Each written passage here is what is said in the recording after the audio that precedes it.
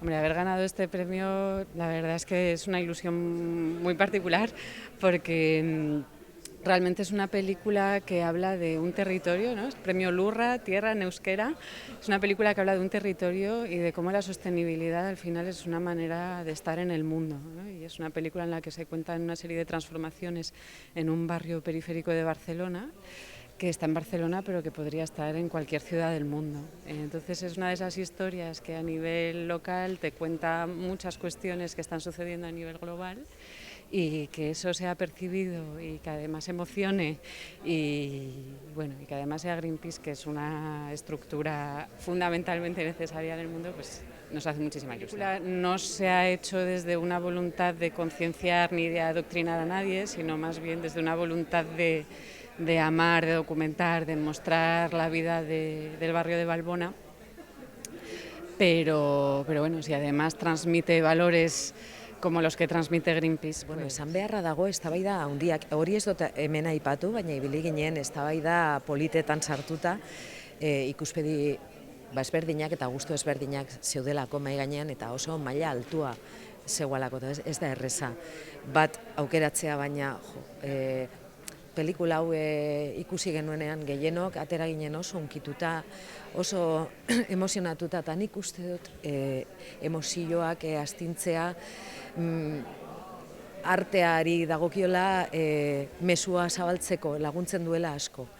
Mezu bat bihotzeraino sartzen danean, zerbait aldatzen da buruan, eta eragina handia dago ez. Oso ondo dago kritika, irakurketa pesimista bat izatea gaur egungo munduari buruz, baina behar dugu itxaropentsuak diren mezuak, eta pelikula honek, optimismoz beteta dago, ikusten da argia, argitsua da, ikusten da maitasuna, lurrarekiko maitasuna oso eremu apalean, auzo txikitsu batean, hirigunetik kanpo dagoena, non bizitza eta lurra konpartitzen dute oso pertsona diferenteak, kultura diferentetakoak, eta ikusten dozuz ensamblajea eta posiblea dela, ezta? Beintza zure burua sinesten du beste mundu bat posiblea dela, posible litekela. Eta itxaropentsua da pelikula, eta hori da momentu hontan bizitzen ari garenarekin hori da behar. Greenpeacekoek epai moduen eta lurra saria emateko. Eta gaur pentsatzen zer esan, zer ez esan, lurra ze importante izan da euskaldunontzako, eta gaur egun, 21. mendean, ze txarto ari garen tratatzen lurra, geure lurra. Eta biosferaren erreserba da horren adibide garbia. Hemen gobernatzen duen paradigma dela dirua eta etekin ekonomikoa eta bultzatzea hori dana beste guztiaren gainetik. Eta orduan natura suntzitu behar badugu, etekin bat ateratzea, hori da ez dakit motorra, gizarte honen motorra gehienetan.